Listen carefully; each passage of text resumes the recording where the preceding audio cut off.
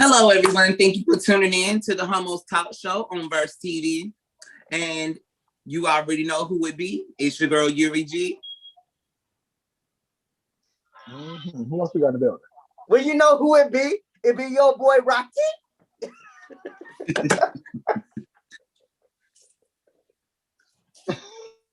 So you want to introduce yourself? What's up? This is your boy Jay Zador. I'm from this is your boy Jay Zador. I'm sorry, y'all. No worries. All right. Awesome, cool. Go ahead, Yuri. My bad. Are you there? Quiet. I was gonna say you want to know where people are from. So everyone, y'all know that I'm hitting y'all up from the Atlanta area, but I'm originally from North Carolina. So where you from, Rocky? It's in my title, baby. Chicago. Chicago hot dogs, Chicago pizza, Polish, all that good shit we got in Chicago. All right. You better represent. Yes, it's your boy Troy's Music again, and I am from Harlem, New York, but I'm currently in Atlanta, GA, my second home. So what's good, y'all? All right, Jay, and where you from? Your boy is from Miami, Florida. But I like to think I'm from Mars. You know, I think I'm more fitted there. Can I go to Mars one day? Can I go to Mars? But I love my Miami. That's all right. You better not play around because Miami don't play out there. Right, so we didn't got the introductions out the way. So let's go ahead and get into our first piece of topic. All right, now let's get right into it, y'all. Let's get right into the Homos tea. Kicking off with Reunited, and it feels so good from NBCNews.com. And the article says this: a cat vanished 15 years ago is reunited with its owner. Truly a beautiful story of a man being reunited with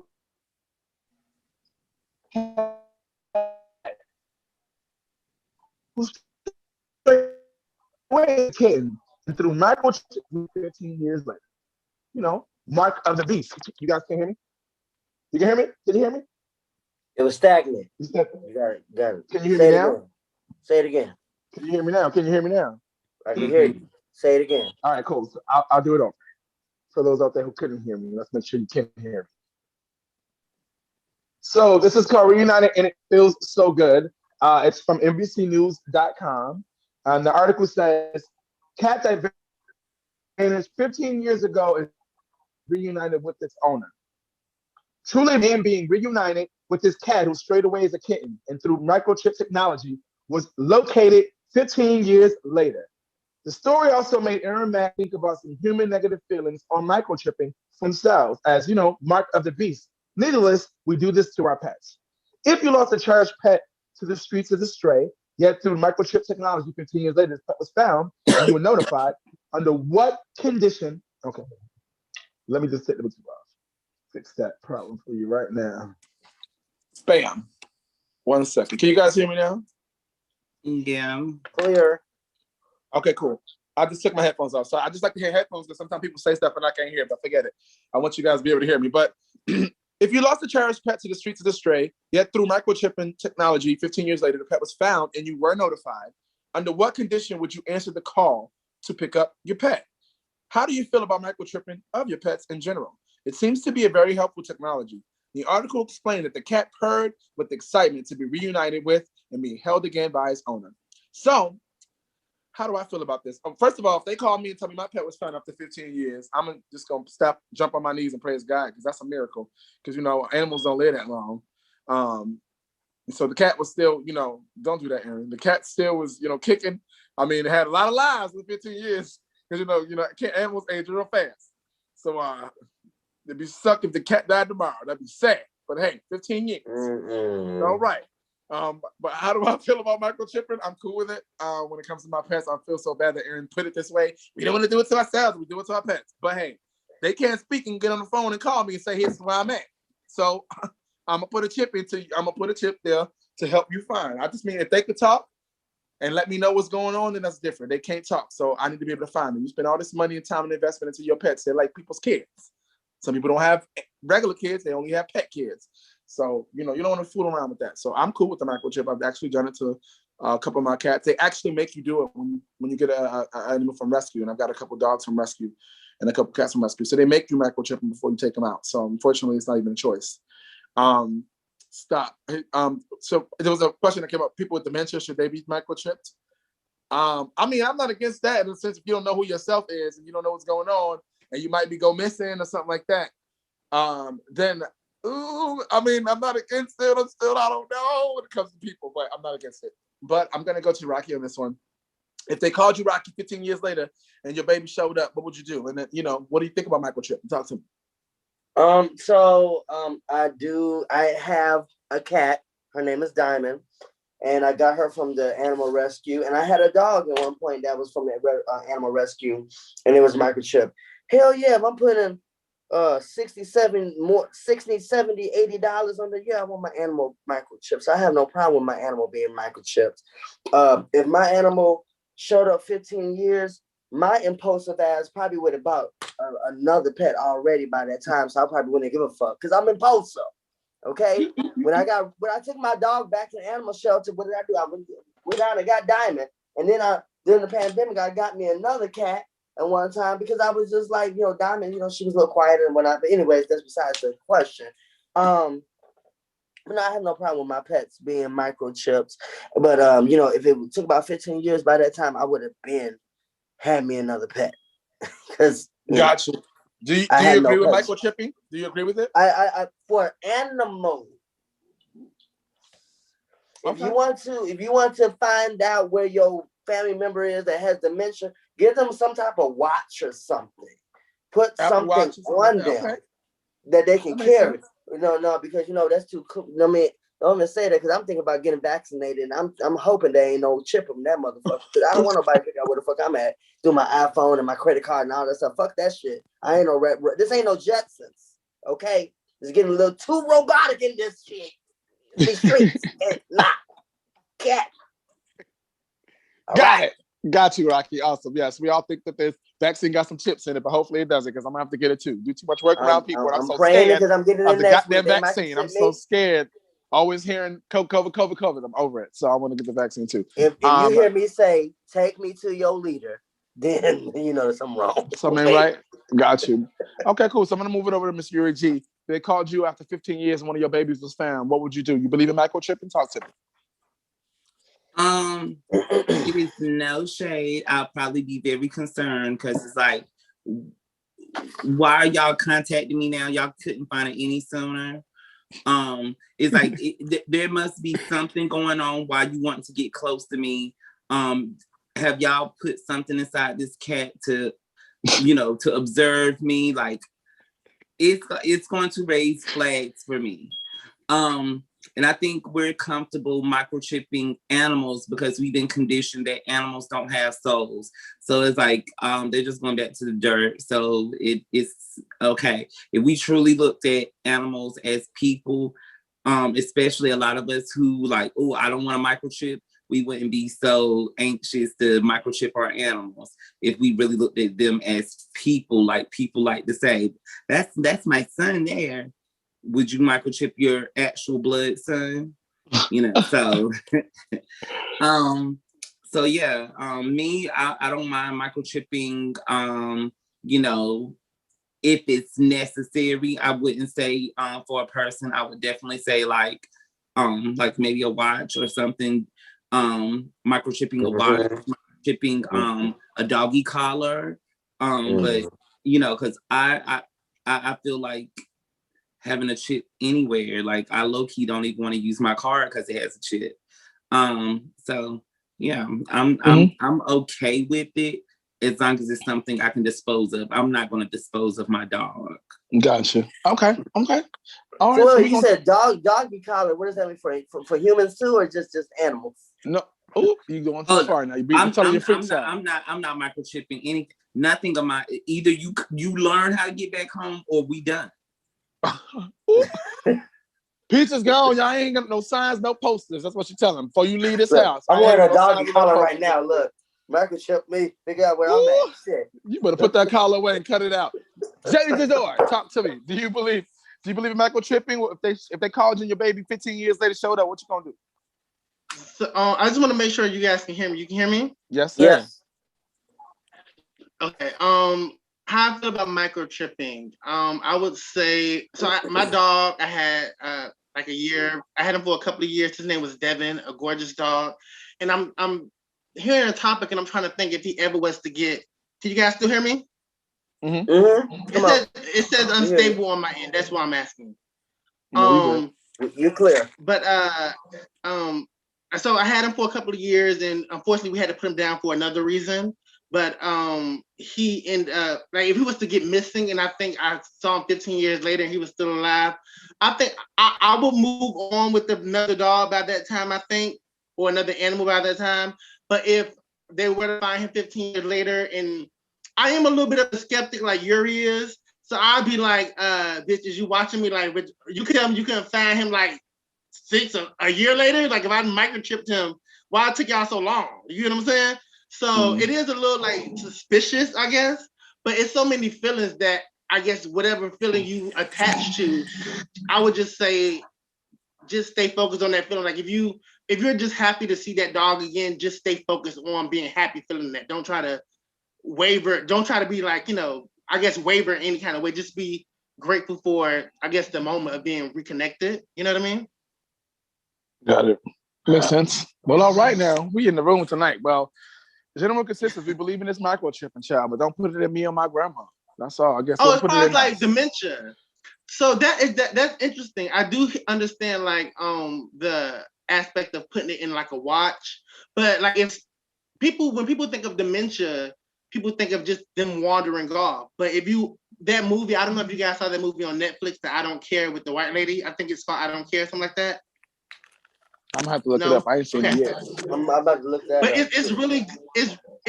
It's really good. She plays like she plays like a guardian in the movie or whatnot, and of older people who have dementia. So if you let's say somebody kidnaps your grandma, right, and she has dementia, and let's say 15 years later, like we get to a place where people are putting it in watches, and you get your grandma or whoever that specific kind of watch. If I kidnap your grandma, the first thing I'm gonna do is take off that watch, set it on find her. So the best thing to do is insert it in the skin, because you can't take it out of me because you wouldn't know what part of the body is in me. Yeah, I mean, so you agree with that? Does that make sense? Yeah, it makes sense. It makes sense. You know I mean, I I can understand what you're saying. Yeah, they definitely would take the watch. But All right, cool. I think there should be several options. Like you can implant in a watch, you can implant in a shoe, you can implant in different things like jewelries, anything or whatever. So the people don't know that it's only a watch. like okay, so I'm scared of needles, so I don't want to put it in no earring. So go ahead and put it in a watch. Other person might want to have it implanted in maybe a bra or something. Yeah, I don't know. I mean, I think I agree with the options. But let's keep things moving. To keep this flow going, and keep things moving. Rocky, take it away for our next topic of honesty. All right, people, let's go way down yonder. I don't think that's the right accent, though. I tried. Okay, I want to be some other culture. Sometimes. So 1 in 6, WashingtonPost.com. 1 in 6 Gen Z are LGBTQIA, and this is a number that continues to grow. Okay. So 1 in 6. Wow. When Aaron Mack was younger, he heard that the average of the LGBTQIA population was about 1 in 10%, and that estimate was including those who were in the closet. If this estimate has Gen Z adults 18 to 23 at 1 in 6 LGBTQIA and possibly growing, do we feel the actual LGBTQIA population, look, the letters, y'all, damn it, the letters, population has always been much higher than 10%, or do we think it's just more acceptable, so it's trendier now? Okay, The Kinsey scale from 1948 says that everyone is somewhere in the middle to varying degrees, like a continuum of sorts. Are we working towards a universal acceptance of that sexuality continuum? Mm-hmm. Do you see yourself somewhere in the middle? When Aaron Mack thinks about it, he acknowledges himself as maybe 97% homosexual and 3% hetero. Yeah. So, I guess I'll start off with saying for myself, when I came into the, figuring out who I am, I'm not even gonna say the game, but when I came into who I was, it took a minute. But I felt like it was natural. I believe I do believe that there's some people that just felt, because when I came into the whole thing, it was just typically LGBTQ. There was no offense, pansexual. There was no other sexualities. And I went to school for social work. It wasn't even in the fucking books, y'all. Okay, so it's still new to me, but I'm a book I like to learn. But with this younger generation, sometimes even with, like, I would say with my female friends, there's some of them that say, okay, I'm lesbian, but then they turn back around and then later on they get pregnant and they become totally like heterosexual. I mean, sometimes I feel like it's a trend to be a part of our community, but there's some of us that really live this life and have fought for our rights for the longest to be accepted.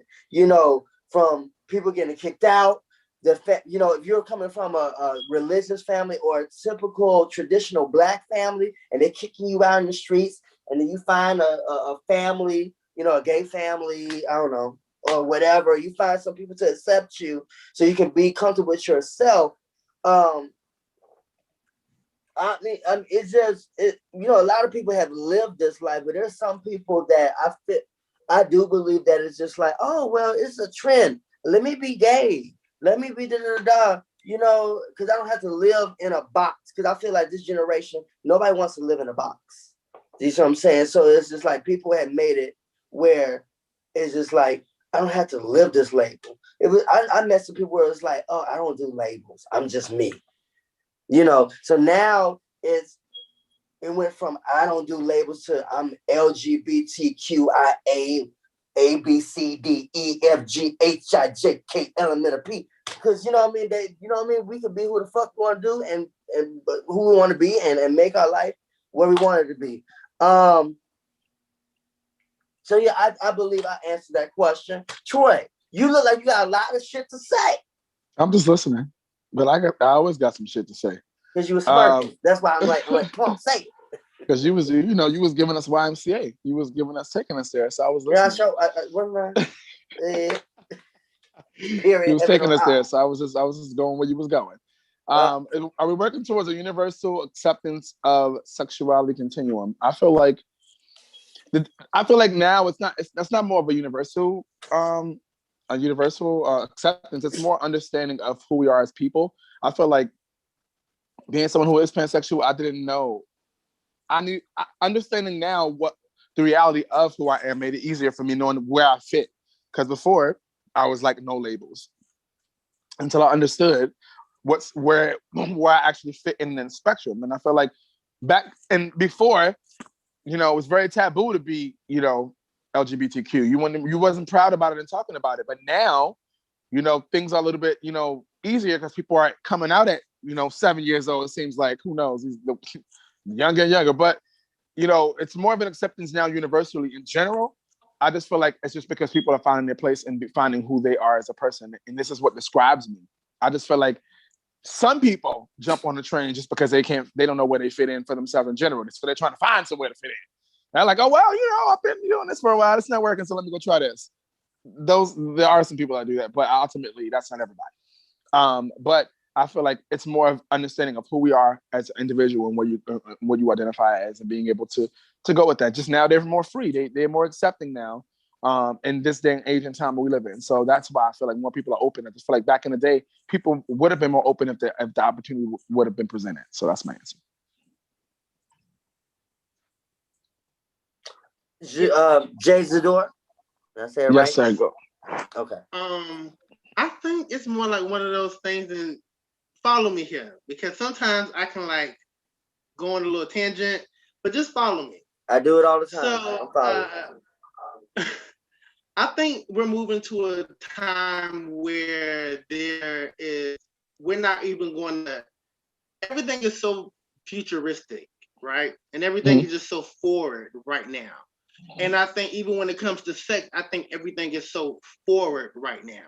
And the thing is that we're actually, I think naturally we're moving faster than we actually really think we are. And I think we're moving to a place of submissive and dominance. And it's not even going to be like, hey, I'm gay. It's going to be like, either you getting fucked or you getting fucked. You get them? Because when you have sex, it's only going on one way. You get married. You know what I'm saying? Either you getting fucked or you getting fucked. And that's just that. So I think the spectrum, when you talk about LGBTQIA, it's, people don't realize it's a spectrum. And I think we're moving to a place of like understanding that itself, because, you know, I knew, and the beauty, the ups and downs of it all is that women get to explore their sexuality more than men do. And I think that is very sad, because I think there are a lot of men who want to explore their sexuality, and they do explore their sexuality, but there's a cost to that sexuality. And I think that comes with patriarchy, and that's a whole other conversation in itself. But you know, I'm just glad that it is where it's at, and I'm glad that the numbers are rising, because I remember being in high school and feeling like there was a point in time where I felt like I was the only fucking gay person on the planet. And when I got older and I started meeting other gay people, I started realizing like, oh, like we all felt like we were the only ones, because how far can I take things? Okay. Talk as much as you want. Show story. So, religion is full of shit, bro. Period. Religion is full of shit. That's why we're at where we're at. And that's why the number is rising, because people are starting to realize, like, the only reason why that number wasn't what it was 50 years ago is because people was bonded about religion 50 years ago more tightly than they are now. You get what I'm saying? So because we don't live in that reality anymore, bitch, you can't tell me the same God that made me and the same God that knew me before I was even fucking created didn't know I was going to like gay. This is what they do. You get what I'm saying? Bad, they beat you down, and you start believing that shit. You start believing that shit like you wrong. And then like you live it exactly. Now you live a whole lives. That's why I respect women like Yuri, and I respect my trans women, because honestly, I watched this thing called I don't want to go too far, and I don't want to take up too much time when I say go too far. But I watched I be on YouTube. YouTube is like, I love me some YouTube. So I love this thing called The Grapevine. I hate that it's like a little show, and I love that anyways. But there's a woman on there named Uchechi who is an amazing woman. And there was an episode that they did last July when it was LGBT month or whatnot, and they were talking to LGBT people, and another trans woman was like, honestly, trans women are the closest thing to God if you really, really think about it. And I don't think people really, really think about it. But like I said, that's a whole other conversation in itself. And I'm glad that that the number is rising and people are becoming being more accepting of their self, because like I said, I remember being in school feeling like the only one. And when you feel like the only one, that's not a great feeling. Trust. So that's my last word on that. Exactly. Definitely not a feeling in a place to be, right? That's what's up. Well, you know who she be? Yuri G. Take it away. How you feel about the situation?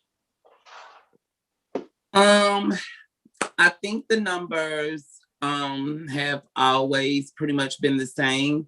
I think just the the way that the numbers are being distributed are a little bit different.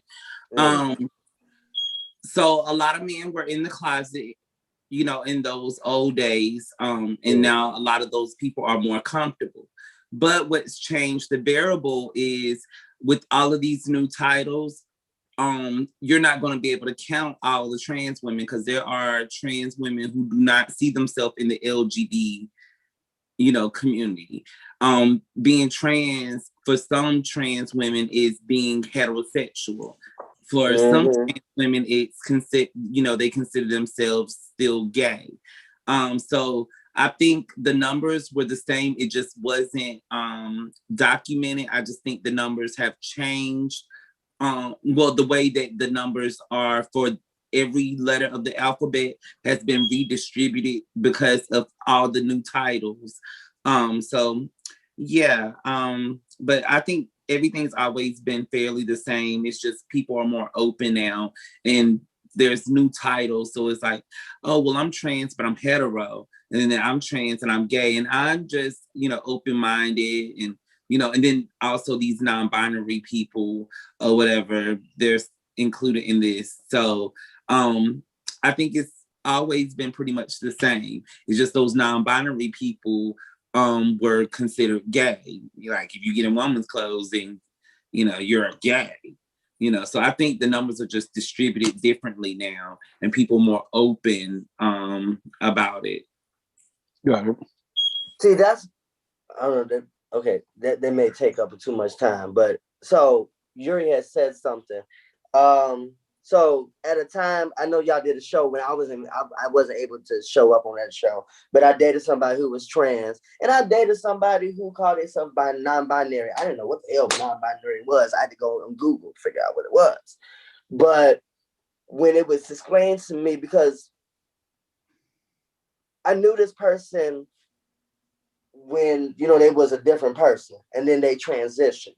And my issue was when they said, "Oh, well, you're considered straight because you like me," and I liked their personality at the time, but I didn't understand why would they call me straight when I was just like, okay, you know, I identify as gay, but because you're trans, call me, you know what I mean? Forgive me for my ignorance, but I'll be real, no filter. My thing was, you know what I mean, I knew you as a boy. We dated years ago. Then you came back into my life during this pandemic area. And I still like you as a friend and we got closer. But my thing was like, how do you say I'm straight? Because I'm interested in you in the same, in that area. Like, I didn't understand that. Yep. I think, you know, if you were only dealing with trans women, you could say that trans women and, you know, cis women, I think you could say that, but because you also deal with men, you're considered bisexual. So maybe she was thinking, you know, just in you and her on a one-on-one basis that you're hetero, because she sees herself as a woman and not a, you know, what a lot of guys would say a tranny, which comes off as gay, you know. So she's a woman of trans experience. She went through a transformation, but she's ultimately a woman. So you're heterosexual for dealing with her, which would make you bisexual. Well, I'm glad that we got some clarity on that, because I know that was something that Rocky was talking about for a while, and so I'm glad that we were able to have this conversation. But let's keep it moving to our main topic, so that, you know, before we get off the live, people can just know a little bit about what we're talking about before we switch over to the main. Okay, so it is the Homos Family Friendly 2021. On an Uber ride in Aaron Mack's new home in Northeast Ohio, the Jens driver spoke of his family life and love with his wife and kids. The driver then told Aaron that he also needs to find a good wife and have some kids. Aaron explained that he is homosexual, and without missing a beat, the driver told him that he needs to find a good husband and have some kids. Aaron had been concerned that Ohio's family-friendly disposition would also equal anti-LGBT. However, in Northeast Ohio chat group with our friends Jerry and Lab of Everything Then Some podcast and Darrell of the Library Live, Darrell told Aaron Mack, shift your perspective to in turn shift your reality. How do you receive a place that calls itself family friendly? Why? And can family friendly equal LGBT friendly? How and when?